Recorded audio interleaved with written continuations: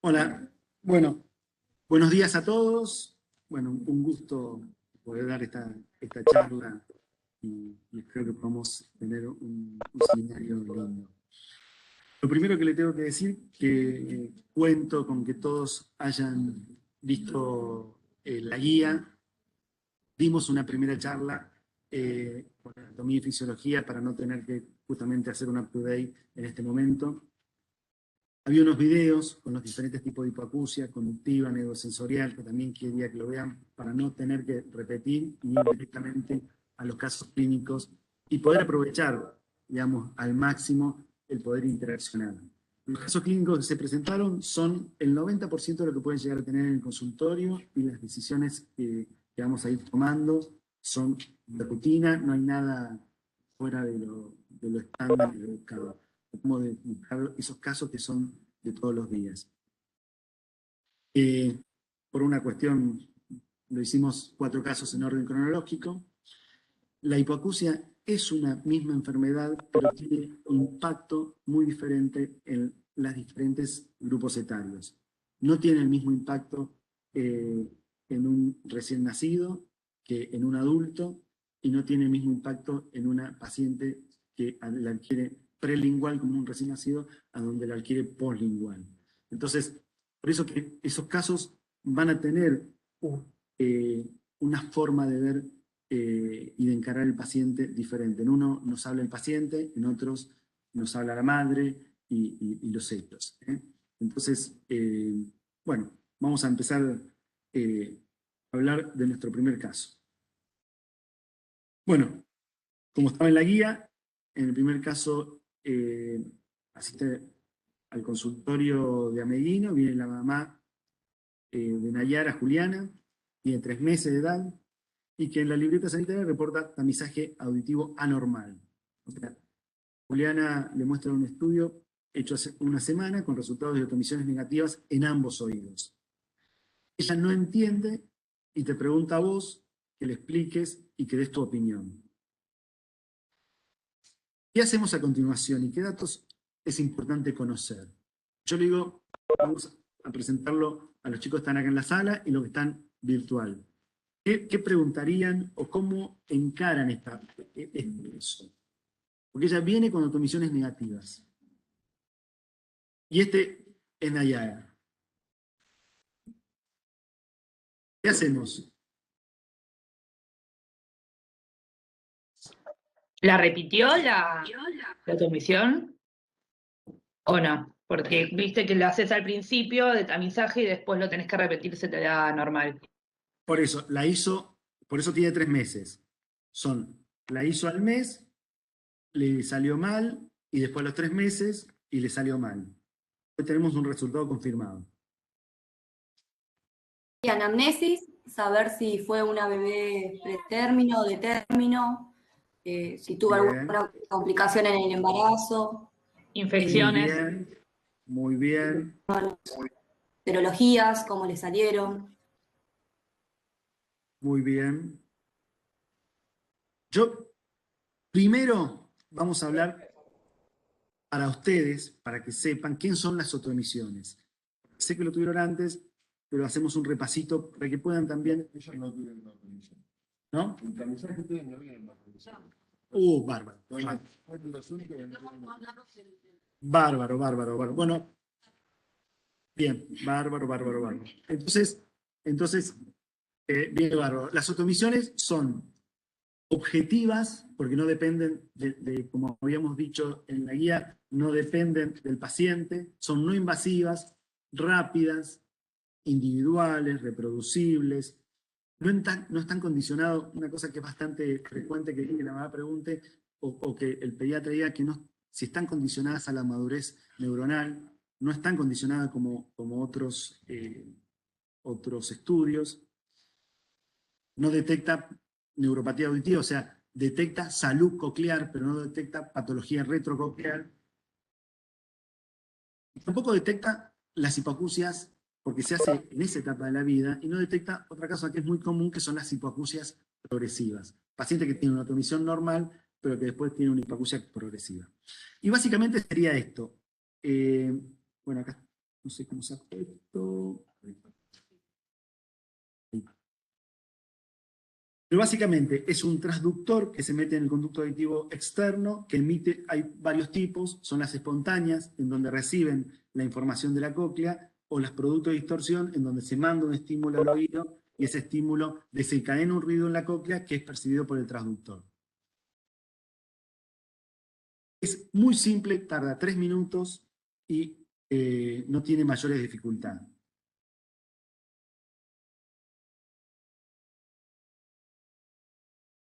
Entonces, ¿qué preguntábamos? Lo primero que hay que hacer es calmar a la madre. La madre viene con 2 estudios negativos, viene ansiosa, viene a buscar una respuesta importante en nosotros, y la verdad que muchas de las otomisiones pueden ser negativas aún reiteradas por causas que nosotros podemos hacer el diagnóstico. Pone cera, puede ser que cuando nosotros vamos a hacer el examen físico, como decíamos recién, nos encontremos con un tapón oclusivo y las otomisiones pueden fallar por eso.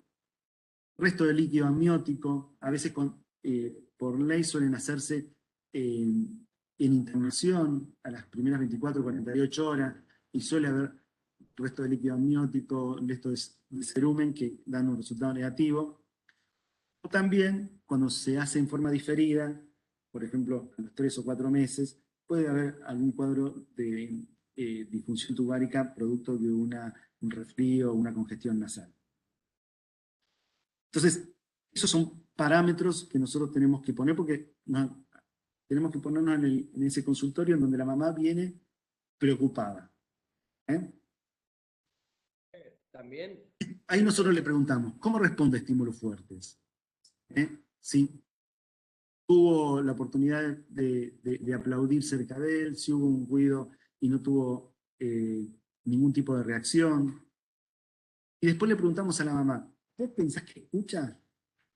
La importancia que tiene este relato, en donde la madre nos empieza a dar ejemplos de situaciones, nos empieza a orientar si es algo que es una hipoacusia leve, por ejemplo, como un tapón de cera, o es una hipoacusia importante, en donde tenemos que poner un poco más de atención. Eso es parte del objetivo, que es la atención primaria. ¿Qué se le ocurre que vamos a hacer al examen físico, entonces? Sí. Los chicos que están acá ya saben hacer otoscopía, les cuento. Vamos a hacer examen del pabellón. Recién decíamos que podría haber alteraciones del conducto auditivo externo, estenosis del conducto auditivo externo, alteraciones en la... Recordemos que es un recién nacido, que puede haber alteraciones de digenesias. Entonces, examen del pabellón y examen de que hay un conducto auditivo externo, que no hay una atresia. Si no hay una atresia, podemos entrar con el otoscopio y hacer una otoscopía, que nos va a permitir ver eso. Lo que hablamos recién, el tímpano, la estructura, el hecho de poder ver el tímpano y no tener ningún obstáculo, nos hace pensar que podríamos hacer una otomisión sin problema. ¿Alguien preguntó algo? No. Prueba de sonidos fuertes, si desencadenan el reflejo palpebral o el sobresalto.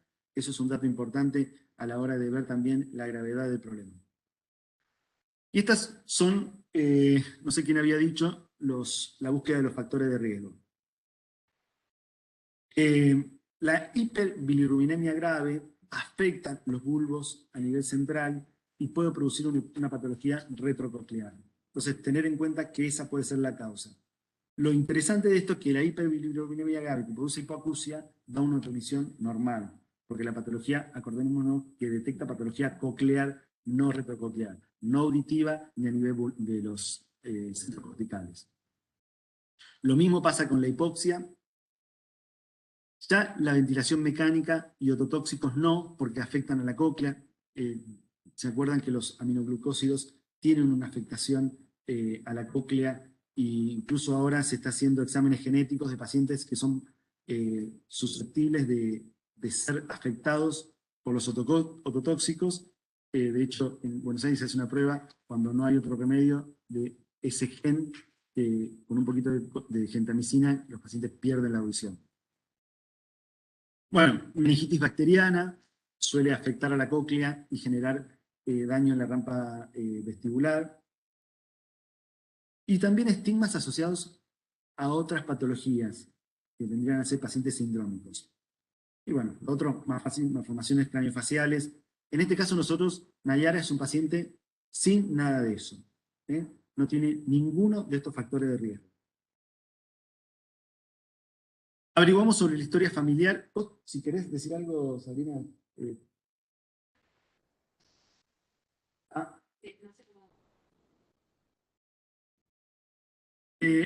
¿Cómo hago para ver la pregunta del chat? Se me fue.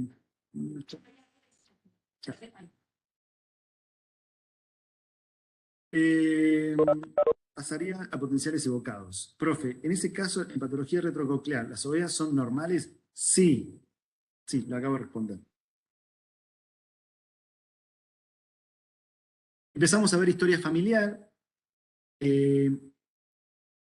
Hay el 50% de los pacientes con hipoacusia, nacidos con hipoacusia, el 20% son hereditarias, que tienen antecedentes o que tienen una genética positiva.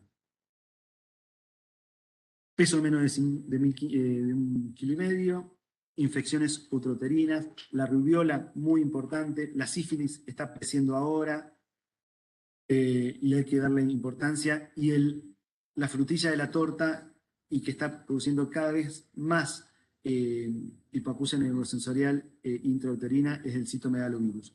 Mucho, especial importancia eso, y porque realmente es una patología que estamos viendo cada vez más frecuente y cada vez le tenemos que dar más importancia. Tanto en algunos países se está evaluando hacer screening, digamos, en el embarazo, en la embarazada y en el chiquito cuando nace. Seguimos. Nayara no tiene nada de eso, lo habíamos dicho recién. El 50% de los chicos que tienen hipoacusia aislada, sin otra patología, el 20% es de causa genética. ¿Cómo seguimos con eso? Recién había dicho si le hacemos potenciales evocados. Acá está el algoritmo más o menos muy conciso. Esto, como ustedes sean médicos, seguramente va a tener varios cambios porque las otomisiones es probable que en unos años en la Argentina pasen a otro plano, porque los potenciales evocados de screening están tomando en el mundo un papel importante. Pero hoy las otomisiones la tenemos y es una herramienta muy valiosa. Tenemos un paciente con otomisiones normales al mes. Se va de alta, si es de alto riesgo, se depita a los 3 meses.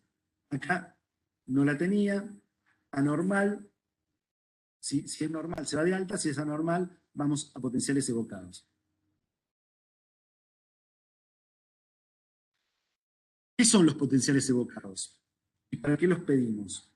O sea, vamos a pedir potenciales evocados con búsqueda de umbrales. Es un método objetivo, requiere preparación previa, generalmente lo tenemos que hacer en sedación. Nos va a formar el grado de hipoacusia, si es leve, moderada, severa, porque vamos a ver umbrales. Y nos va a permitir también poder discernir si, en principio, si es para audífonos o es para implante coclear. Eso es importante. ¿Se entiende esto? ¿Qué significa? ¿Cuáles son los objetivos? Entonces, los objetivos son 2. Si escucha o no escucha. Y el segundo es cuánto escucha. Esto lo podemos discernir con los potenciales. Entonces, tenemos el diagnóstico de hipoacusia neurosensorial. ¿Cuál fue la conducta? Tamizaje diagnóstico al mes que dio negativo. Hicimos repeticiones y a los 6 meses ya tenemos el diagnóstico. A los 6 meses tenemos que tener el diagnóstico. Porque nosotros a partir de los 6 meses ya tenemos que pensar en un tratamiento. Si no tenemos respuesta Bueno, a los 6 meses hacemos tratamiento. Ahí le damos los audífonos y esperamos tener una respuesta en los parámetros de oralización. Si responde, si empieza a balbucear, si empieza a decir alguna sílaba y si empieza a responder. Si con los audífonos andamos bárbaros, la idea es controlarlo. Si con los audífonos no responde ni empieza a adquirir las habilidades del habla, tenemos que pasar al implante coclear. ¿Se entendió? ¿Preguntas? ¿Algo para anexar? En el potencial evocante directamente que necesita el implante coclear. Siempre se usa el audífono. Por ley tenemos que usar audífono y evaluar respuesta. Por eso nosotros tenemos que hacer el diagnóstico definitivo, lo tenemos que hacer a los 6 meses y tenemos que, si tenemos hipoacusia neurosensorial, usar audífonos de los 6 meses al año, porque nosotros no podemos, excepto cosas puntuales, por ejemplo una meningitis bacteriana, no podemos hacer un implante antes del año. La meningitis bacteriana es tal vez el caso de urgencia porque se osifica la cóclea y no nos permite hacer la cirugía. El implante coclear, como lo mostramos recién, es un dispositivo que va, y como lo habíamos puesto en la guía, es un dispositivo que va adentro de la cóclea y que va estimulando las frecuencias graves en la rampa basal de la cóclea, o sea, en la primera parte, perdón, las frecuencias agudas en la primera parte de la cóclea y las frecuencias graves en la parte del centro del caracol. Y estas son las imágenes que nosotros pedimos para ver si es un paciente que tiene cóclea y que puede ser operado porque podría pasar de que tenga alguna malformación o que no tenga oído interno. El implante coclear es un bypass entre las estructuras sensoriales dañadas y la pérdida de oído interno para estimular las terminaciones del nervio auditivo. Hace que la cóclea, que es el mecanismo que convierte la energía mecánica en eléctrica, estimular la eléctrica directamente, y cada electrodo que tiene el implante se adecúa a la zona de la cóclea estimular y es la frecuencia que va a estar representada en el sistema nervioso central, como habíamos visto en la guía, cuál es la representación esquemática, o en la guía o en la clase, cuál es la representación esquemática de la corteza auditiva a nivel cortical. Bien, ¿preguntas?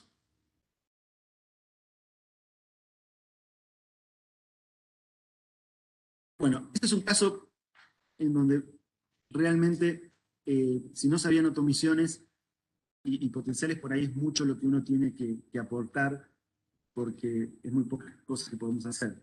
Entonces, pero en este caso, que es un chiquito de 4 años, espero que tengamos más interacción entre nosotros. ¿Quién se anima? ¿Ellos pueden leer el caso? ¿Quién se anima a leer el caso de los que están en casa? Yo lo leo, profe. Vale. Bueno, caso 2. Marcos tiene 4 años, viene a la consulta con María Elena, su mamá, porque no habla bien. Mientras María Elena nos cuenta, observamos que Marcos tiene mala mecánica ventilatoria nasal. La mamá dice que a veces lo llama y no escucha, y que suele poner muy fuerte el televisor. Consultó a otro profesional que le dijo que los varones tardan en la adquisición del lenguaje y que es normal. Y las preguntas son, ¿qué le preguntarías a María Elena? ¿Qué esperarías que te cuente sobre el sueño de Marcos? ¿Es importante saber si ronca? Bueno, este es Marcos. ¿Qué me pueden decir de él?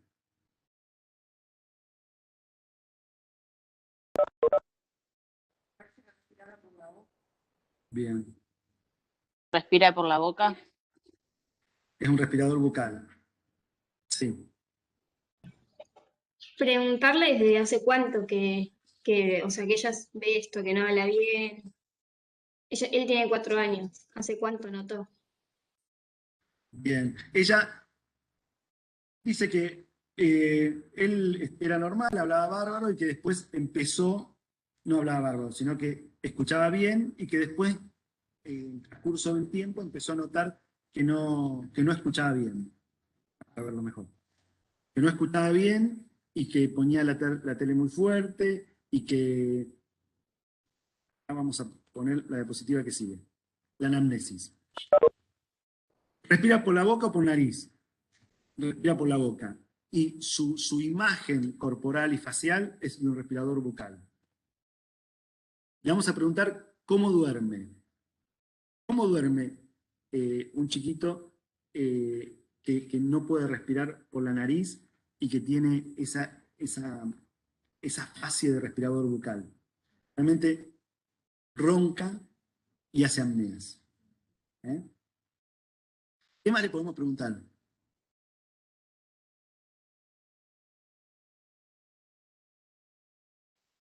Y antecedentes patológicos, si tuvo alguna dificultad, si se trató, si tuvo alguna infección. Suele tener otitis y le duelen los oídos. Pero la verdad que consulté muy pocas veces porque le da un ibuprofeno y se le pasa.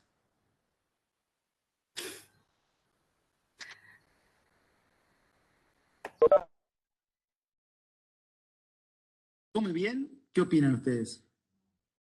¿Por qué? Es difícil comer y respirar por el mismo lugar. Entonces, se cansa al comer. Y generalmente no come bien. ¿Se ¿Mira los ahoga? labios por ahí cuando habla de las personas? No escuché. Sí, cuando alguien le habla, le mira los labios como para entender mejor el mensaje. No miro los labios. Debe ahogar cuando come. Tengo quejas en el colegio porque dice que en el prejardín, porque le dice que cuando hay una consigna no la hace y molesta a los compañeros. No tenía superación. No tenía superación. Profe, ¿habla este chico? Porque decía como que tenía todavía como que no había progresado en la adquisición del lenguaje. Habla mal. De hecho, no tiene una dislalia y le cuesta tremendamente la R. Tremendamente. ¿Escucha bien? No escucha bien. ¿Habla bien? No habla bien. ¿Qué otras cosas le gustaría, aparte de todo esto, qué otras cosas le gustaría saber a usted? Un chico que ronca, que hace apneas, que respira por la boca, que no escucha bien. Que tiene las amígdalas agrandadas. Claro, eso lo vamos a ver en el examen físico. Sí. ¿Qué otras cosas les parece a ustedes?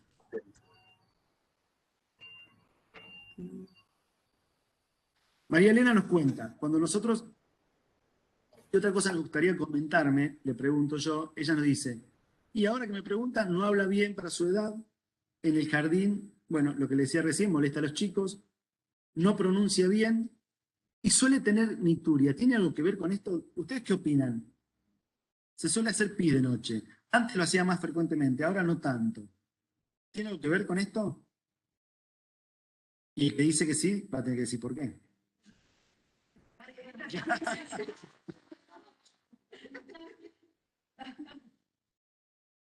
Bueno, alguien diga, arríguese. Causa de enuresis.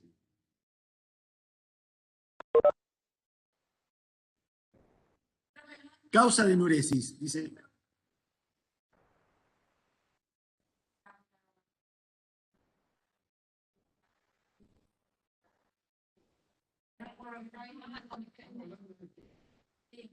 Este no tiene.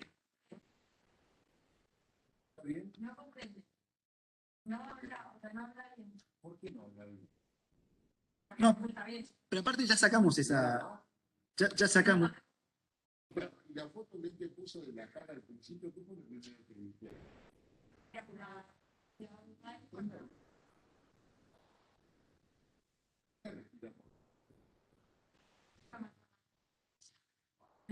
Por eso, ahora lo vamos a saber en el examen, pero ¿quién me dice si...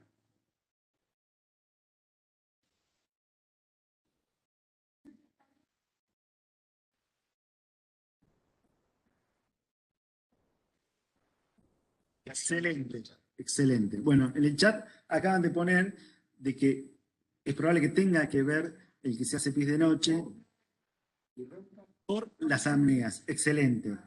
Es probable que él haga microdespectares y en esos microdespectares se hace pis. No. No. Esos microdespertares hacen pis. De hecho, al otro día o esa misma noche que se hace el tratamiento, no se hace más pis. ¿Eh?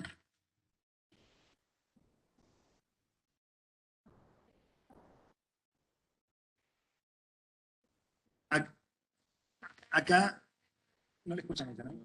Acá, Sabrina, la doctora Álvarez, dice una cosa importante, que nosotros vamos a tener el cuaderno y mirar cómo le dieron las otras emisiones, porque nos va a dar una pauta también de cómo, de la evolución que tuvo. Y también en algunos jardines o prejardines nos piden como control un examen audiométrico, que a veces a los 4 años cuesta hacérselo porque no hay una buena colaboración, pero que nos daría un parámetro de cómo está su audición o sobre todo su aparato de conducción. Bueno, bárbaro. Entonces, quedamos que tiene que interrogar sobre si hace pis de noche para ver si esa apnea es importante y produce microdespertares. Entonces, le hacemos el examen y tenemos este oído. Y, por supuesto que ya recontra sabemos, los que estamos acá, qué es esto. Lo recontra vimos recién. Para los que están en casa, esto es una otopatía secretora mucoide. Tiene tiempo de volumen, porque está el tímpano retraído, se ve que está adherido al promontorio. Y esto, una de las causas por la que se produce es porque empieza a haber presión negativa en oído medio, empieza a generarse un exudado por la falta de compensación a nivel de la trompa de Eustaquio, probablemente por un mecanismo obstructivo. Los que leyeron la guía, y sobre todo la parte de anatomía y fisiología, ahí se les comentaba las diferencias de presión que hay entre el oído medio y el oído interno, del oído medio y el oído externo, y cómo actúa la trompa en el mecanismo de compensación a través de los periestafilinos, de forma pasiva a través de la diferencia de presión y de forma activa por la apertura en el bostezo y la deglución. Acá es muy probable que tengamos un mecanismo obstructivo en la parte nasal o de la trompa eustaquia. Bien. ¿Alguna duda hasta ahora, Sabrina? ¿Algo que...? Bien. Bueno, examen físico. Faringe. Vamos a encontrar amígdalas hipertróficas. En la otoscopía, ya vimos, una otopatía secretora. Ambos oídos con secreción mucoide. Le hacemos la prueba de diapasones. ¿Qué dan los diapasones? ¿Qué dan? ¿Alguien se anima a decir qué dan? ¿Evalúa la conducción del sonido o no? Claro. Y si, De las dos pruebas que nosotros vimos, ¿el Weber qué da? El Weber era el diapasón que le poníamos en la frente o en los dientes. ¿A dónde da? Pero va al oído derecho, al izquierdo, es bilateral. Entonces, ¿a ambos o a ninguno? a ambos.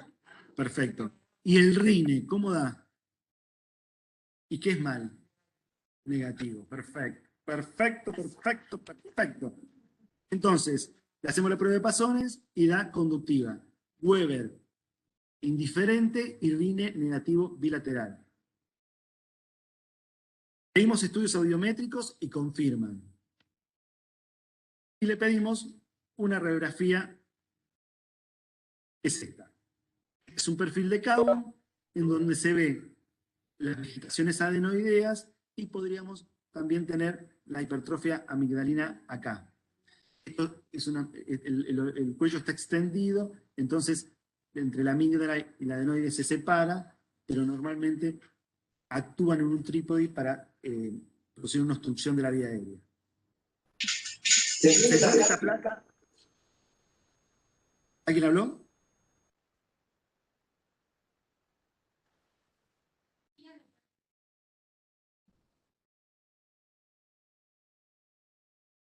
Esta radiografía se solicita perfil de K1 para adenoides, pero perfil de K1. Es importante hacer el diagnóstico presuntivo porque puede pasar que en algunos lugares, ahora con el software es más difícil, pero que salgan como muy penetradas y uno no puede identificar bien la vía aérea. Entonces, hoy con los software que están en la actualidad, vos podés ponerle, modificar la imagen y hacerle ventanas, pero antes a veces te venían radiografías muy penetradas y no era fácil hacer el diagnóstico. Bueno, entonces, ¿qué hacemos con este chico? No escucha, no respira.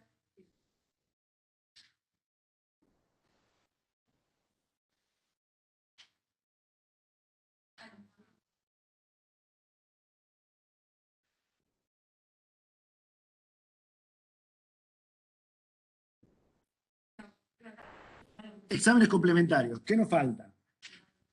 Audiometría. Vimos las diferentes audiometrías. Entonces vamos a tener una audiometría con una hipoacusia conductiva bilateral.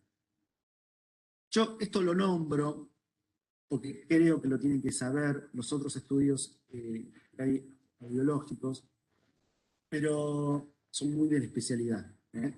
Pero la logoaudiometría está desplazada a la derecha, o sea, hay que aumentar el volumen para que él entienda las palabras. La timpanometría, que mide las presiones en el oído medio. ¿Se acuerdan cuando teníamos la imagen en la clase de 760 milímetros de mercurio, ambos lados de la membrana timpánica? Acá hay presión negativa, o no hay presión, no se puede distender el tímpano, entonces de una curva plana, porque el tímpano está rígido porque tiene moco a presión negativa en la cavidad. Entonces da una curva plana. Y los reflejos están ausentes. ¿Se acuerdan que habíamos hablado de que los reflejos, cuando se produce un estímulo a más de 85 decibeles sobre umbral, los reflejos aparecían, como acá? Debemos tener una hipoacusia de 40 decibeles, no nos da el 85% sobre umbral para producir reflejos, entonces salen negativos. Y aparte, como si fuera poco, el oído está tan ocupado con ese material mucoide que no se puede contraer, no se contrae el estribo. Entonces da negativo. Bueno, esto era un poco la importancia de que vean la charla y la guía antes del seminario, porque estas cosas un poco las estamos dando como un poco más entendidas. Bueno, ¿y qué hacemos con este chico? Tenemos el diagnóstico. ¿Saben lo que es ABA? No, hipertrofia amigdalina, vegetaciones adenoideas. Lo van a encontrar en todos lados y muy pocos saben qué es. ABA. Nosotros decimos ABA y te llaman, che, ¿qué es ABA? Bueno, algunos saben, pero no lo saben deletrear. Es hipertrofia amigdalina, vegetaciones adenoideas. Otopatía secretora mucoide. Tiene moco y hace mucho que lo tiene. Es bastante difícil que salga con tratamiento con corticoides, pero lo tenemos que hacer en primera instancia. Hipoacusia, dislalia. Y al examen nos olvidamos de que no pronunciaba bien la R. Y cuando tiene esto, lo que tenemos que hacer es levantarle la lengua y pueden llegar a tener el frenillo corto, que es la causa más frecuente de los chiquitos de que la R y la S no la puedan pronunciar.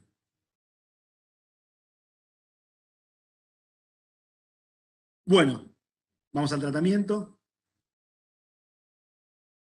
Hacemos corticoides, que en estos casos, cuando existe una causa obstructiva, como son las amígdalas y las adenoides, su efectividad suele ser muy poco tiempo, y lo que se plantea es el tratamiento quirúrgico con adenoamigdalectomía más colocación de diábolos.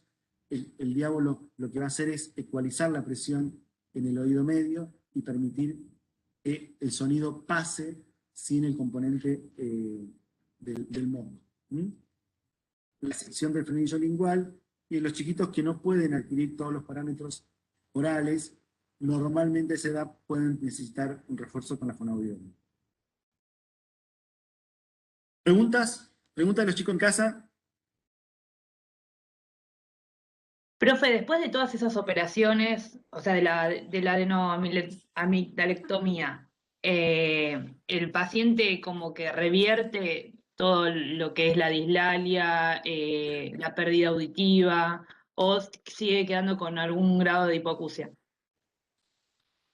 Mira, yo te lo voy a contestar como si fuera una madre que me quedó grabado. Doctor, no sé qué le hizo a mi hijo, pero parece que le hubieran cargado inteligencia. Está más activo, pero más colaborador. En el colegio no tiene problemas. No tengo más quejas de que molesta a los chicos. Está mucho más atento y ordenado con su entorno y habla fantástico.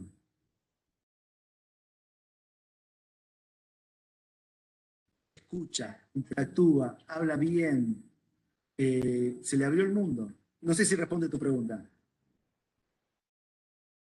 Sí, profe, sí, responde re bien. Es que no, yo suponía que iba por ese lado, que iba a volver a revertir toda la situación, pero digo, por las dudas pregunto.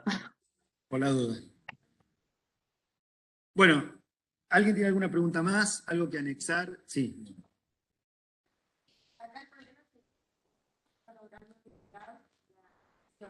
Sí.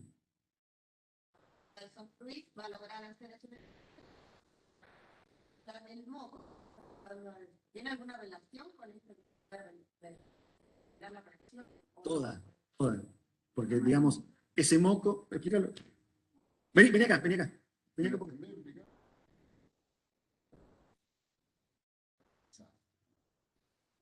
vení acá, Sabrina. Así. Está bien, vamos. Porque Acá, mira, acá lo vemos. Se voy a explicar a todos. Nosotros tenemos... Sí. Bueno, nosotros tenemos... La lapicera esa. Se me va a caer todo. Nosotros tenemos el conducto auditivo externo, la aurícula, conducto auditivo externo, el tímpano. Nosotros habíamos visto en la clase que la presión a ambos lados de la membrana timpánica, a la altura del nivel del mar, era de 760 milímetros de mercurio. Por una ley física, el sonido no tiene que cambiar de masa, de pasar de un medio a otro, porque pierde efectividad. De hecho, ahí hablamos cuando cambia de aire a líquido, los mecanismos de compensación que hay. Lo cierto es que acá tiene que haber la misma presión que afuera. Si no hay la misma presión, porque no se compensa a través de la trompa de Eustaquio, porque la trompa de Eustaquio está obliterada acá por las adenoides y por las amígdalas, se empieza a formar presión negativa, chupándose, y esa presión negativa ejerce un exudado, que primero es un exudado seroso, después se convierte en un exudado mucoide, y después una gelatina, y que no permite la transmisión del sonido. Entonces, nosotros, al revertir la causa que lo produce, que es el mecanismo obstructivo a nivel rinofaringio, y poner el diablo para que los procesos inflamatorios de la mucosa del oído medio vuelvan a su normalidad, le estamos dando una audición. ¿Se entendió en su casa? ¿Lo vieron bien? ¿quién viajó en avión?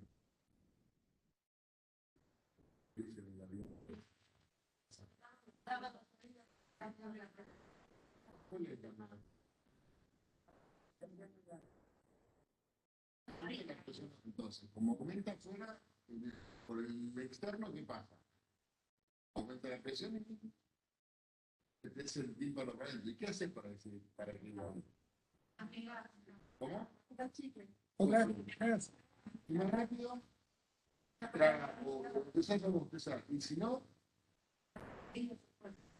¿qué hago fuerza? Es exactamente lo mismo. Necesitas la misma presión circularmente, la misma presión de un lado y del otro del parche. De un lado y del otro. Si está muy tenso, no vibra, y si no vibra, no transmite. Sí, no, eso sí lo entendía, no terminaba de entender el tema de ¿Por qué no se escucha? Ah, perdón. Perdón. No, pero lo del oído, lo del avión, no, acá Gabriel explicaba lo del avión, que los que vieron la charla, yo lo di como un ejemplo, que es el cambio drástico de presión por la presurización de la cabina en el avión, genera que traguemos constantemente, y bueno, y que traguemos, que bostecemos, o hagamos maniobra de Valsalva, que eso generaría la compensación de la presión cuando cambia afuera. Y hay dos circunstancias que cambia afuera, o tres. Una es en el avión, otra es cuando nos sumergimos, que necesitamos compensar, y otra cuando subimos a alguna montaña o algo que también necesitamos compensar. Si no, esas son compensaciones externas o variables de la presión externa. Nosotros acá tenemos un problema de compensación a nivel del oído medio con los mecanismos de compensación nuestros, fisiológicos, que están obstruidos. ¿Alguna pregunta que haya en la casa sobre los casos, sobre este caso? Yo tengo una consulta. ¿Cómo? Tengo una consulta. Lo que quería saber era si sí o Acércate sí... más al micrófono, por favor. Hola, ¿se escucha? ¿Sí? Dale.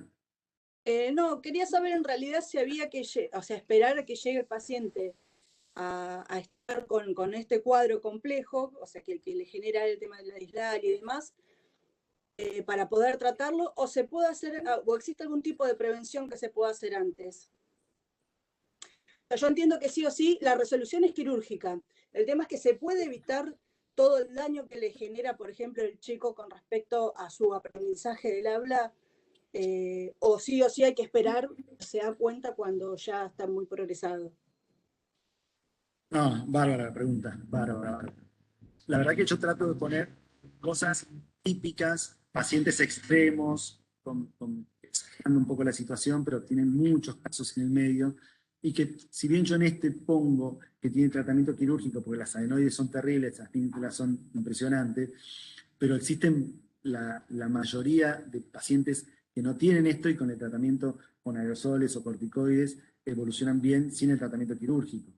Yo puse esto para entrar, digamos, dar una dinámica de diálogo, de conversación, de variables, pero por supuesto que podemos evaluar el paciente antes. Es más, y tenemos que estar atentos a esto, porque nosotros vamos a ser médicos, pero también vamos a ser esas personas que captan. El paciente nos vino a consultar porque no respira bien, y nosotros estuvimos terminando diciéndole a la mamá que se hace pis de noche por la obstrucción. O sea, nosotros también tenemos que, esos pacientes que no presentan todo el cuadro transfluido, estar atentos. Y un poco ese era el objetivo de este caso. Mostrar todos los signos y síntomas para que justamente ustedes puedan detectar casos de forma más temprana también. Satina debería haber estado el pediatra, ¿no? Para respirar bien, Vale. Yo quería hacer una pregunta.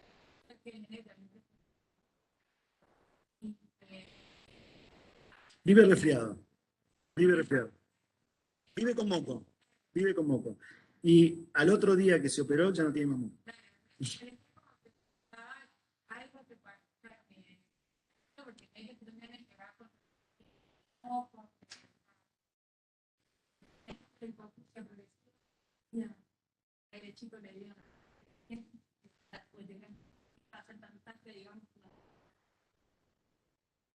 Sí, desde el punto de vista teórico y práctico, sí. Nosotros le decimos hipoacusia progresiva a las neurosensoriales, porque esto es, digamos, es progresiva pero totalmente reversible. Esto no le damos el pie de progresiva porque sabemos que, digamos, se resuelve. Las progresivas son...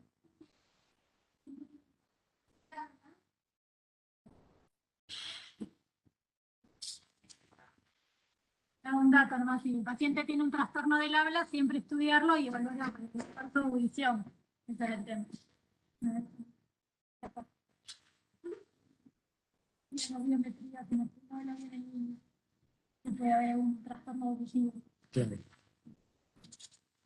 Bueno, ¿Algo más que quieran comentar sobre este caso o pasamos al otro?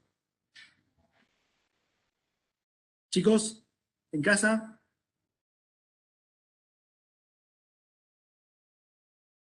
¿Pasamos al Creo otro? que todo bien, seguimos. Va, no sé si alguno tiene otra pregunta, pero.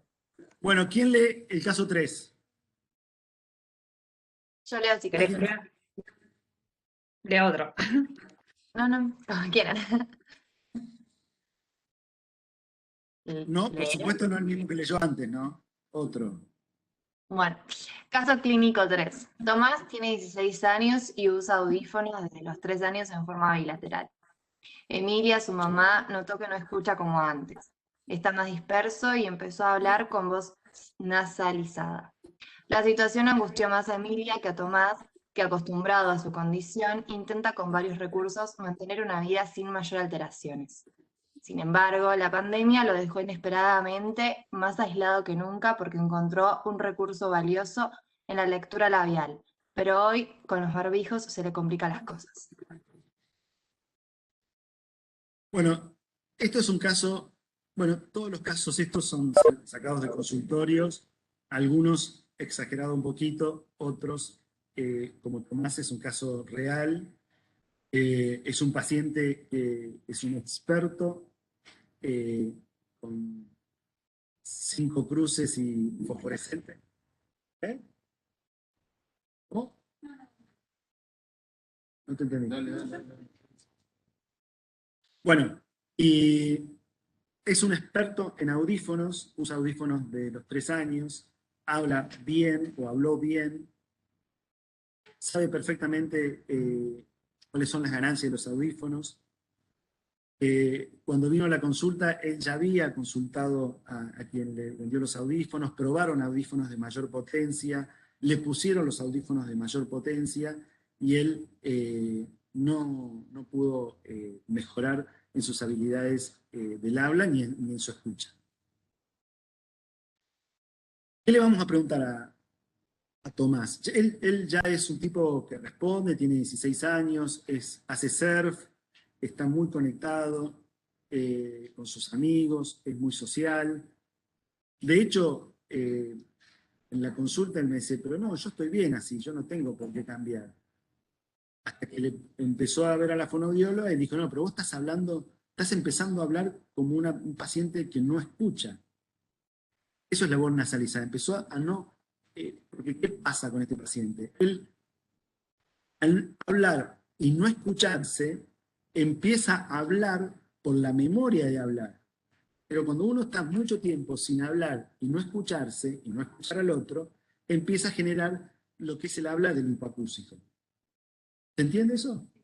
Entonces, nosotros, un chico que aprendió a hablar perfecto, que está hablando perfecto, le quitas la audición conductiva y le quitas la audición neurosensorial, no escucha a los demás y no se escucha a él y no puede mejorar sus habilidades del habla.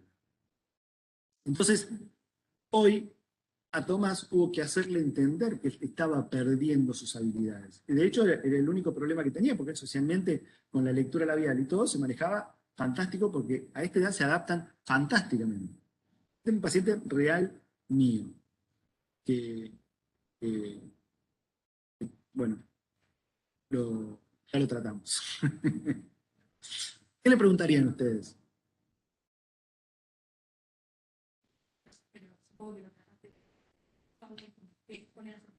¿No escuchan? Hipoacusia detectaron que no escuchaban. Acá nos preguntan por qué usa audífonos. ¿Qué patología tenía? Él, de los 3 años, detectaron que no escuchaba y tiene audífonos porque no escuchaba, pero no tiene diagnóstico. De hecho, la mayoría de las hipoacusias neurosensoriales cursan sin un diagnóstico efectivo.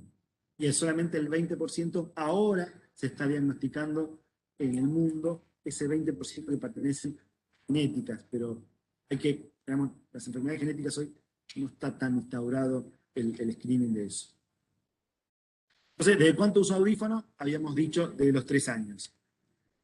Antecedentes familiares de hipoacusia no tiene, la verdad que se le preguntó de padres, abuelos, hermanos, tíos, y no presenta ningún caso, es un caso aislado.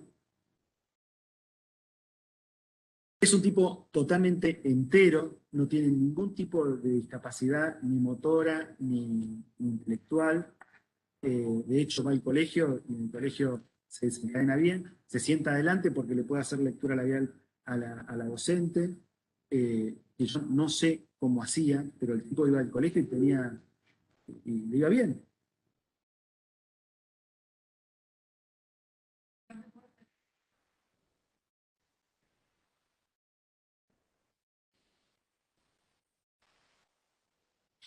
¿Cómo? Acá me preguntan, hay una pregunta que después se la repito.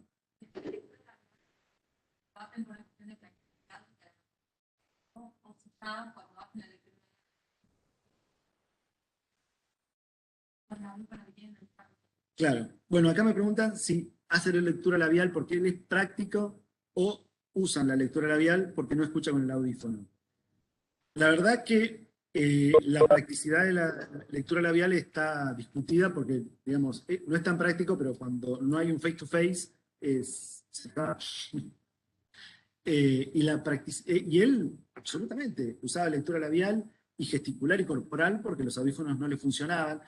Le funcionaban un poquito que él con todo eso hacía un combo y la piloteaba. Gran capacidad intelectual, gran poder de adaptación y la piloteaba. Profe, también se le podría preguntar desde cuándo tuvo que empezar a desarrollar estas prácticas. Por ejemplo, o sea, ¿cuándo vio que empezó a escuchar menos? No, si vos le preguntás a Tomás, él dice, yo estoy bárbaro. Porque es un tipo adaptado y también este es el mensaje del seminario. Él se fue adaptando a su situación.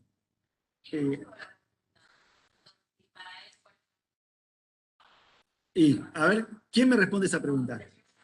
¿Quién me responde esa pregunta?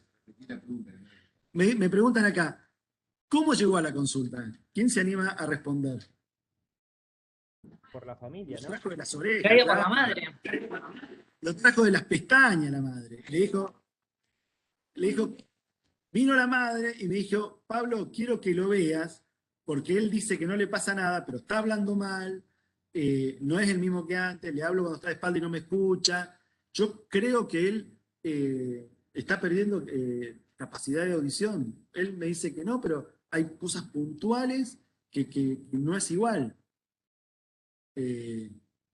Entonces lo trae la madre, lo trae el entorno, porque la adaptación que él hace, igual que el chiquito que nace sordo, si vos no haces nada, termina haciendo lenguaje de señas. Entonces, la adaptación de los chicos que tienen un problema desde siempre es formidable y está en nosotros, un poco el mensaje es eso, está en nosotros ver las dificultades, discernirlas, evaluarlas, analizarlas. Profe,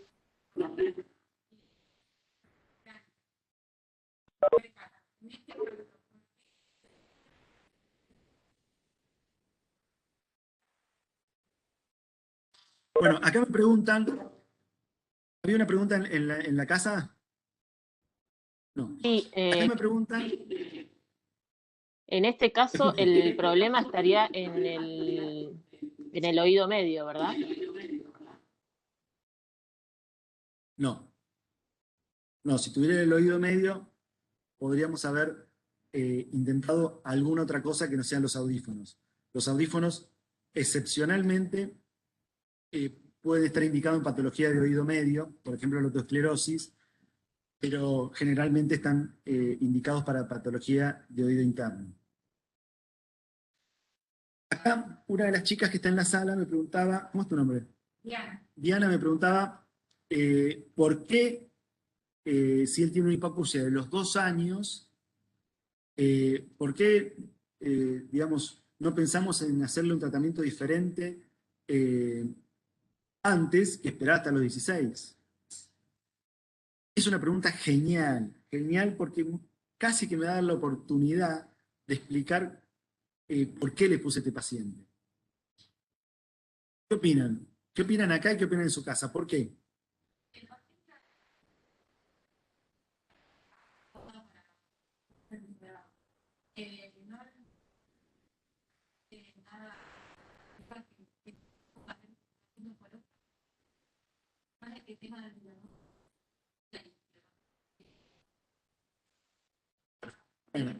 ¿Cómo es tu nombre? No, espera. ¿Cómo?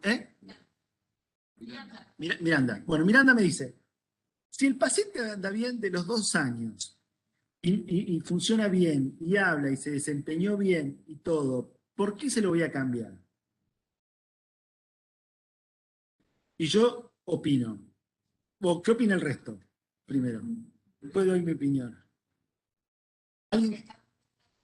No, está correcto para algo más invasivo. Tal cual, tal cual. Le funcionó y ella dice que funciona. Claro, ahí está. Ella dice que le funciona. Claro. Hay un tema clave ahí. Diana, claro, hasta los 16 le funcionó.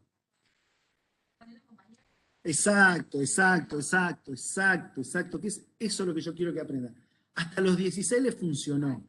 Tuvo el habla, hizo la escuela, se comunicó.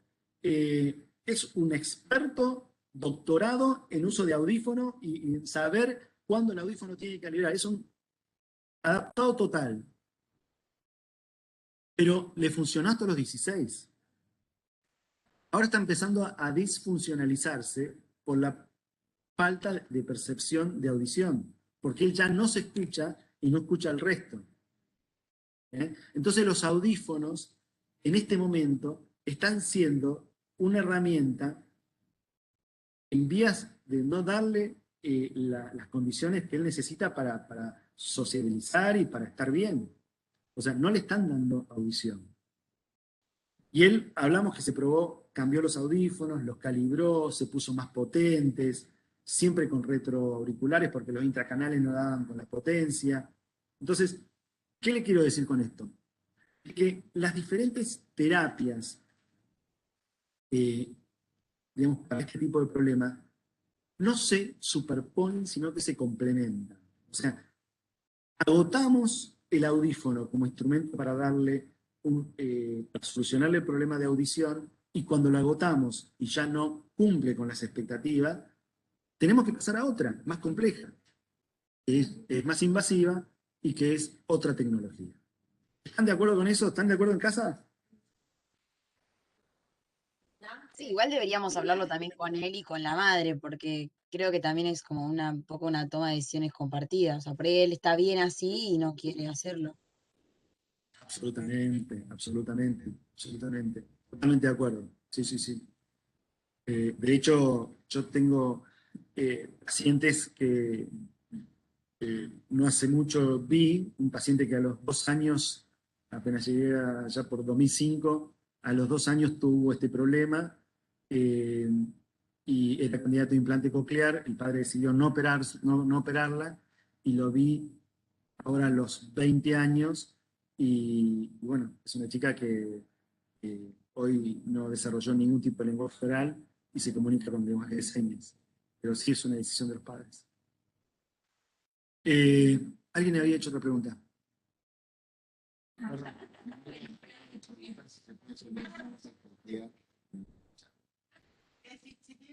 ya necesitan el implante coclear, puede ser que no escuche bien, que tengan que adicionar audífonos, o sea, que usted usar las cosas.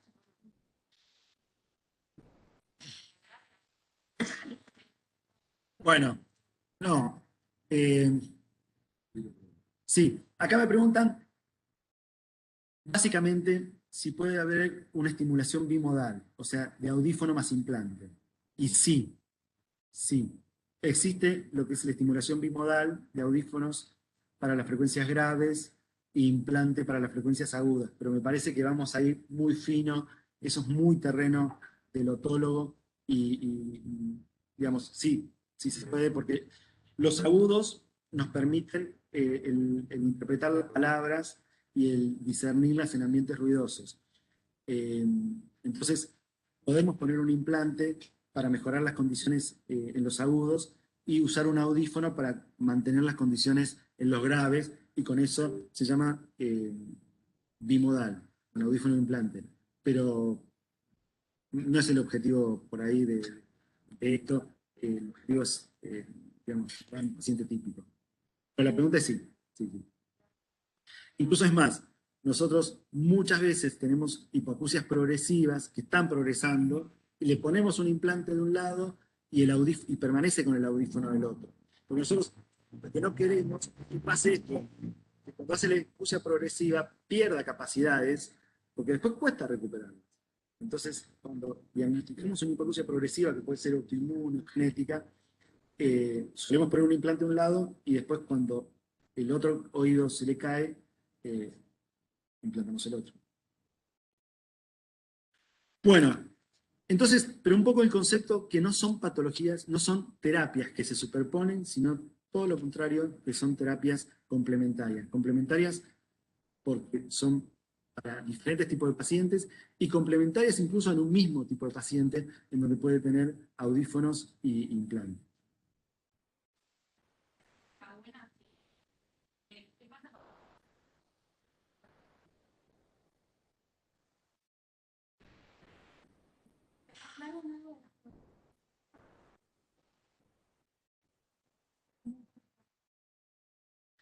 Sí, en teoría está en el PMO y está dentro del plan médico obligatorio y eso incluye prepagas, obras sociales y público.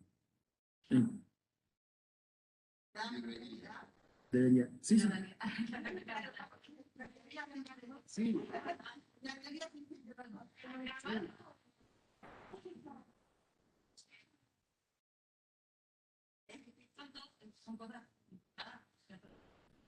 ¿Dónde veo el chat?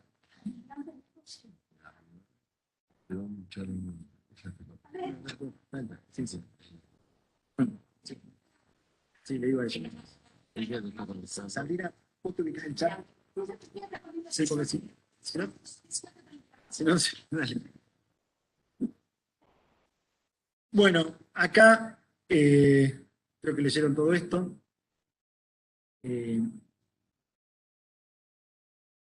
Paciente.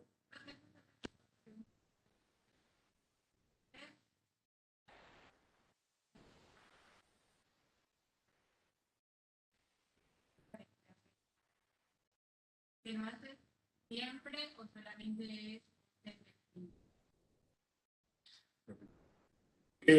Acá me preguntan si el test de la palabra susurrada si lo hace siempre o es de screening. Y la verdad que es como los diapasones y depende del médico. Yo, digamos, a toda hipoacusia le hago diapasones. A toda hipoacusia cuando hablo me doy cuenta si escucho o no escucho, si me está leyendo los labios. O sea, en mi consultorio es una práctica de rutina, no sé si de screening, pero de rutina.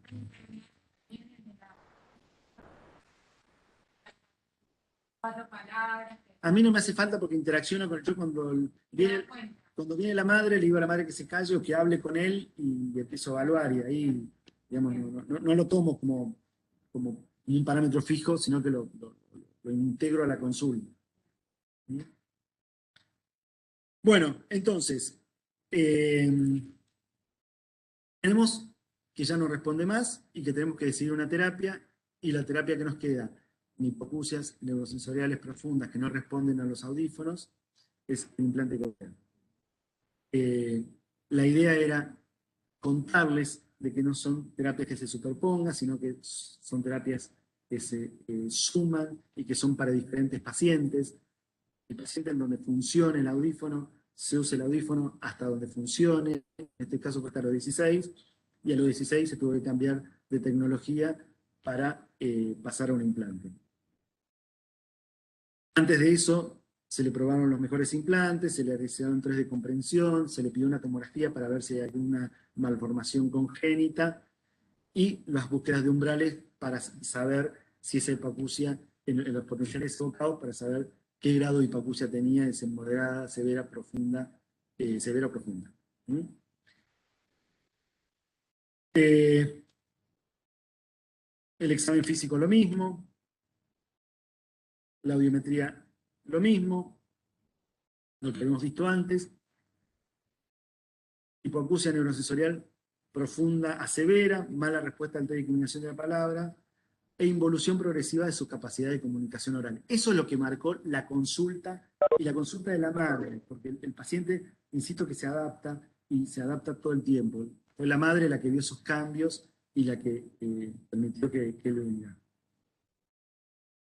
Bueno, ¿por qué se plantea lo que hablamos recién? El implante, los audífonos no son suficientes para la comunicación oral, el equipamiento protésico con audífonos no compite con los dispositivos implantables, tiene indicaciones diferentes, y mientras la vía neuronal esté desarrollada, que se desarrolla con una audición normal entre los 6 a 8 años, tenemos posibilidades de indicar un implante. Si nosotros tenemos un hipocúsico profundo de nacimiento, que viene a los 20 años, que no habló nunca, que nunca tuvo estimulado, no le ponemos un implante coclear porque la representación cortical de la audición no está desarrollada. La vía auditiva no está desarrollada. Claro. Por eso es importante, y por eso el primer caso, es importante hacer screening neonatal, hacer la detección con diagnóstico a los 6 meses para hacer un tratamiento definitivo a los 12 meses. Si ese tratamiento definitivo, en vez de hacerse a los 12 meses, se hace a los 4 años, el chico nunca va a hablar bien y siempre va a tener una dislalia. Y después, si Gabriel me lo permite, yo le voy a mostrar cuál es la recompensa cuando hacemos diagnóstico precoz.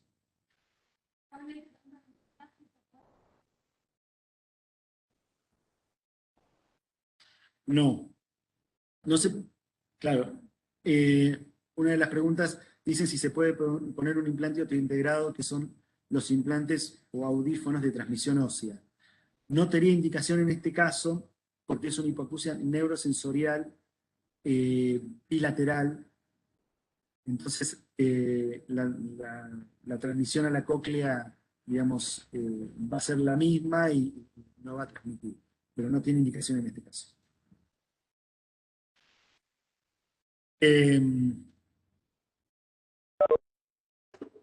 ¿Algo más sobre lo anterior que quieran decir, plantear? Está teniendo a los 20 años que no sabe desarrollar el lenguaje. La operás en este momento. Llega Lo acabo de decir. Lo dije recién. No. Yo tuve un paciente que ahora vamos a ver un paciente de 70, uno de mis pacientes estrella había quedado sordo a los 8 años por una meningitis bacteriana. Fue hace muchos años. Quedó sordo y me consulta a los 61 años. Todos los protocolos con pérdida auditiva con una ventana de 10 a 20 años, imposible poner implante. Este paciente yo lo presenté a un comité de expertos, porque había quedado sordo a los 8, en teoría con la vía auditiva desarrollada, y me consultaba a los 61 con una hipoacusia profunda. El tipo trabajaba en un taller, cada vez que le tocaban timbre una luz, otro teléfono otra luz, tenía todo un sistema. Y lo trae la hija, él no, lo trae la hija y lo obliga a hacer tratamiento. Lo presenté a un comité de expertos, me dan el ok para operarlo, lo opero, y el día que se enciende el implante, se le caían las lágrimas porque escuchó los pájaros, los agudos. Porque el tipo era fácil, había que conectar un cable. O sea, la cóclea estaba desarrollada, la vía auditiva estaba desarrollada. Lo único que había que hacer es conectar un cable. Conectamos ese cable y el tipo está bárbaro. Bárbaro. Entonces, el secreto es que la vía auditiva esté desarrollada. Y el problema cuando no está. Por eso que, digamos, hoy el lenguaje de señas para ese tipo de paciente es fundamental. Porque no tienen otra posibilidad. Pero... Bueno, Tomás se implantó y terminó fantásticamente bien, cambió su forma de hablar. De hecho, eso se implantó hace 1 año y medio y ahora lo puse porque ahora vino a que le implantemos el otro pedido. Así que, bien. ¿Alguna otra pregunta?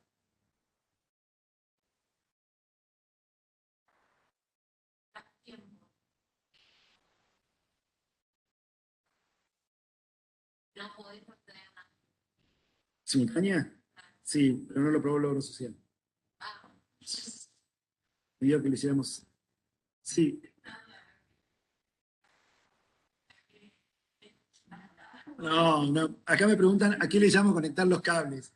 No, fue metafórica, porque, digamos, la cóclea estaba bloqueada, o sea, la meningitis afecta a las células ciliadas de la cóclea. Entonces, no funcionan las células ciliadas. Entonces, cuando le pones el electrodo, bypassea las células ciliadas y estimulás el nervio, y me refería a eso, a conectar los cables. Claro, le enchufo el cable del electrodo al cable del nervio coclear, sí, sí. ¿Ustedes se acuerdan del Arti4 ¿se acuerdan del gráfico de las células ciliadas respondían a una frecuencia determinada, que esa frecuencia estimulaba el nervio? Y lo que acaba de decir Pablo, ese estímulo hace que determinada frecuencia estimule determinada manera el nervio. Todo ese sistema, hay toda una conducción desde hasta ese punto, después cambia el sistema de ahí para adelante. Conectar los cables es eso. Todo ese sistema yo lo salteo para estimular directamente con el implante el nervio, sin necesidad de la estimulación de la nervio. ¿Muy bien? Sí. Ok. Lo digo, lo que hay que hacer a veces es conectar, traerlo de Arte4, que esto lo explicó muy bien. Bueno. Un euro a los 48 Sí. Me relación que el desarrollo de la vida este desarrollo de la vida un estímulo para que se adecuadamente un chiquito. Uno solo. Acá me preguntan de que tendría que desarrollarse la vía auditiva y me preguntan si el desarrollo de la vía auditiva necesita algún estímulo. Y yo acabo de contestar que uno solo. ¿Cuál es? El único estímulo que necesita es escuchar.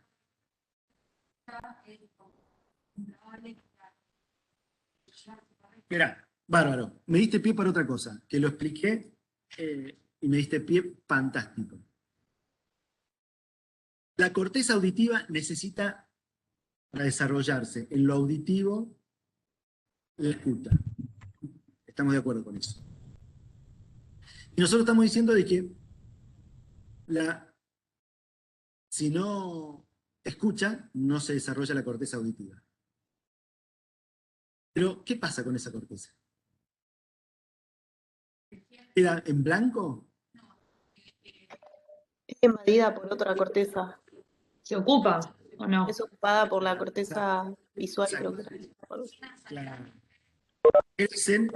Hoy hay un estudio que sacó una de las revistas, una revista internacional, que empezaron a ver que está tan en boga las cámaras de seguridad. Y que las capacidades de los pacientes hipoacúsicos profundos que se manejan con lenguaje de señas para las cámaras de seguridad es muy superior a un estándar porque tienen una representación esquemática de la corteza visual muy superior. Y tienen la ventaja de hacer lectura labial, o sea que pueden llegar a un tipo saber qué dice cuando habla. Entonces, bueno, viene a esto. ¿Alguna pregunta de lo anterior o alguien se anima a leer el tercero y último paciente? Cuarto. Digo yo si querés, Pablo.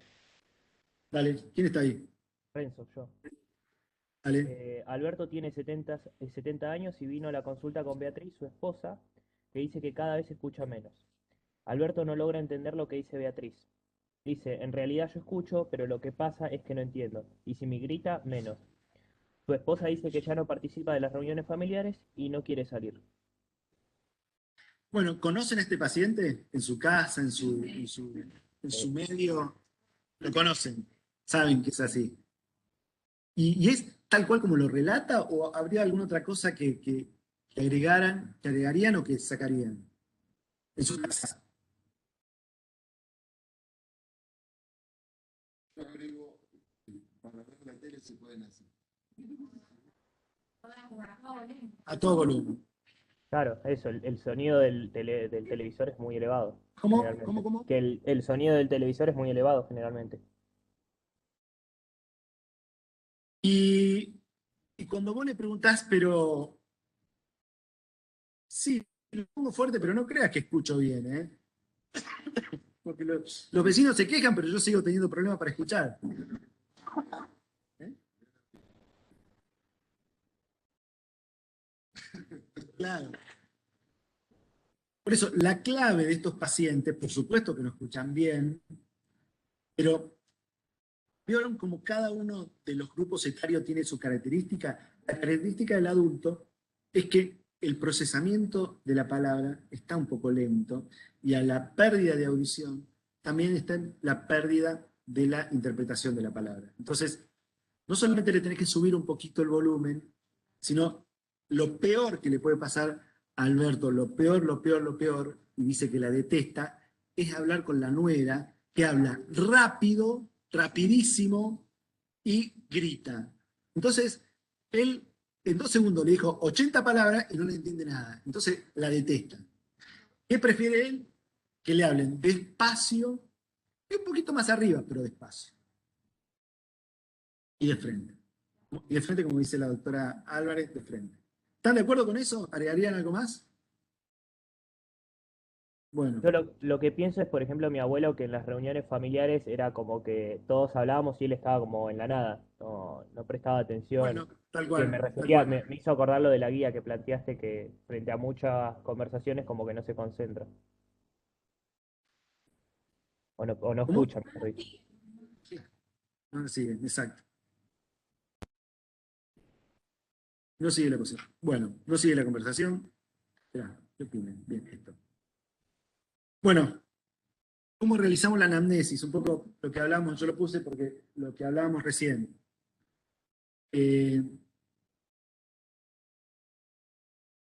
Pone la televisión fuerte, tenemos que repetirle las cosas, no quiere participar en reuniones, todo lo que nosotros hablamos recién y que todo el mundo conoce y tiene a alguien en su entorno. Pero tal vez lo que más preocupa y que nosotros tenemos que estar atentos, porque está muy de moda, en vez de echarle la culpa, por ejemplo, a sus capacidades de comunicación, darle una palmada en la espalda y decirle, ya estás cagada. Entonces, el hecho que se aísle y que se deprime un poco, el que esté más lento y que empieces a perder sus capacidades cognitivas, nos orienta no a enfocar la audición, sino a enfocar otras patologías en donde perdemos estas habilidades. Entonces, esto un poco para decirle de que la audición es la causa número 1 tratable de pérdida de las capacidades cognitivas en el adulto. Entonces, no hay que darle una palmadita a la espalda, sino que hay que empezar a investigar cómo escucha, qué escucha, y probablemente le podamos resolver el problema. Pero tenemos una resistencia, porque él dice, esto es clásico. Le dijimos consultar al médico y no quiere, tienen miedo que le indique audífono y parecer más viejo. Esto es una lucha, porque cuando viene con cara de traste y con la esposa al lado. Y hay que remontar a un tipo de 70 años que viene con cara de traste obligado por la esposa. ¿No? Bueno, entonces, uno quiere ayudarlos, pero a veces se encuentra con determinadas... Bueno, examen físico. Mirá si tenía un tapón de cera y nosotros le queríamos dar audífono. Decir que acá tenemos expertos en otoscopía, porque acaban de hacer el práctico de otoscopía, son expertos. Entonces, vamos a descartar el tapón de cera. ¿Qué otra cosa vamos a descartar? Y acá no se las perdono. Acá, el que no dice qué otra cosa debemos descartar, anotámelo en la lista porque...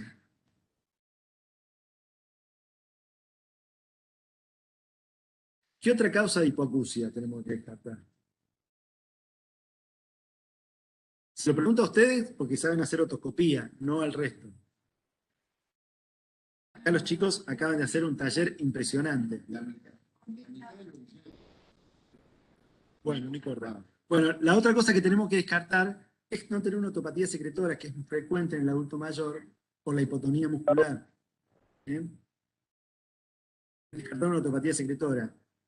Y por supuesto que vamos a realizar las pruebas de diapasones para no comernos una hipoacusia conductiva y saber que es una hipoacusia neurosensorial.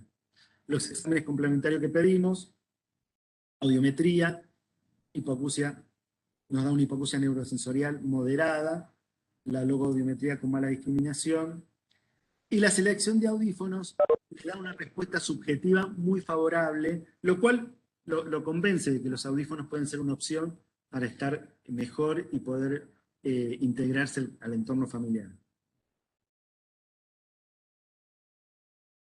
Concluyendo un poco, se decide equipar con audífonos en forma bilateral, mejora la discriminación de la palabra en ambientes ruidosos y permite una mejor localización del sonido.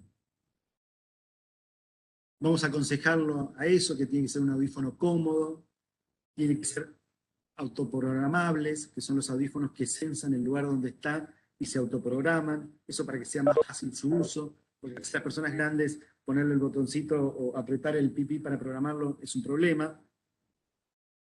Y tener en cuenta siempre de que el peor enemigo del audífono es el primer cajón de la mesa de luz. Lo que les pasa a veces es que por no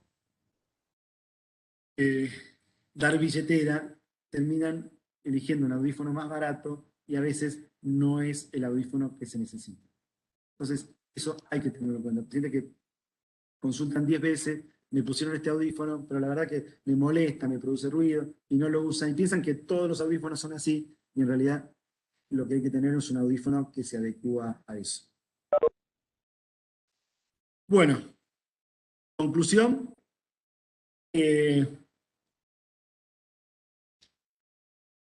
¿Alguien quiere hacer alguna pregunta en su casa o acá? ¿No? Bueno. Profe, yo tengo una pregunta con lo que es el implante coclear. ¿Cómo escucha la persona? ¿No escucha como escuchamos nosotros? ¿O escucha una onda medio metálico, puede ser? Sí. No existe todavía la tecnología para escuchar igual o superior a un oído normal. De hecho, se sabe que esta tecnología de implante coclear no va a llegar a generar esas condiciones, pero genera las condiciones para la adquisición del aula y la buena comunicación oral. Y sí, antes los pacientes decían que era metálico, hoy ya ha avanzado mucho la calibración y no se siente así. Me van a hacer otra pregunta en la sala. ¿Vida normal? Si es un chico, por ejemplo, de 3 años, ¿puede hacer vida normal? ¿Te puede meter Para atrás. Bueno, acá me preguntan si los chicos que tienen implante pueden hacer una vida normal, si pueden ducharse, si pueden ir a la pileta. Pueden hacer absolutamente todo. Todo. Vienen implementos para actividades acuáticas y la verdad que yo me pondría un implante para tirarme a la pileta, me lo saco y me tiro porque, digamos, el implante está dentro del cráneo y no tiene ninguna comunicación con el exterior, más que el procesador externo que se pega como un imán al procesador interno. Entonces se saca y se pone. Lo único riesgo, lo realmente importante que puede tener cuando tenemos un implante es alguna descarga eléctrica o que vayan a una cirugía y usemos un electrobisturí, que eso puede dañar el equipo por la conducción. Pero, por supuesto, lo transmitimos de forma directa, que un paciente que el hermano le pegó una piña, lo rompió y le tuvo que sacar el implante y ponerle otro. Pero sí, me pasó. En realidad no le pegó una piña, lo empujó, pegó la cabeza contra la pared y el implante es... Bueno. Profe, una pregunta. Alberto, el último paciente que presentaste, ¿también se le podría preguntar si tuvo vértigos en algún momento? Lo mandamos a la doctora Álvarez para que le haga un examen vestibular y estaba normal. Ah, buenísimo. Bueno, Conclusión. En los bebés el diagnóstico tiene que estar a los 6 meses para hacer tratamiento a los 12. El diagnóstico de tratamiento precoz es fundamental para la adquisición del lenguaje oral. Los audífonos y los implantes no compiten, tienen diferentes indicaciones. El equipamiento tiene que ser el mejor posible para cada necesidad y la pérdida del adulto causa deterioro cognitivo. Esas son un poco las conclusiones que quería dar en este caso. Y como tenemos tiempo, y si Gabriel me lo permite, yo te voy a pasar un videíto. Este es un paciente en donde se cumplieron todas las reglas, todas. Es un paciente que tuvimos diagnóstico a los 4 meses. Hipoacusia profunda bilateral. Hicimos los exámenes complementarios, hicimos todo, teníamos diagnóstico a los 4 meses. Se equipó con audífono de los 4 meses a los 12 meses. Y se le puso 2 implantes cocleares a los 12 meses. Pérdida profunda, no detectable ningún tipo de umbral en los potenciales evocados, hecho en los mejores centros. Esto fue hace mucho, ahora tiene 5 años. Y estos son los resultados cuando, si es que sale.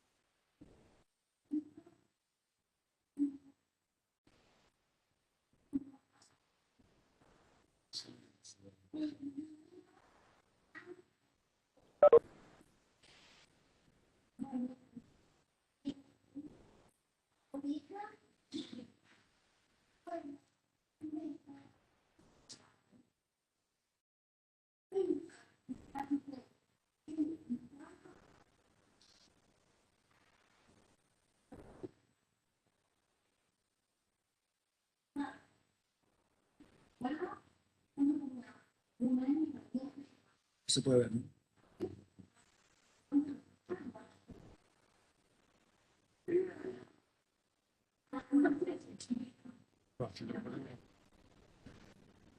Bueno, listo.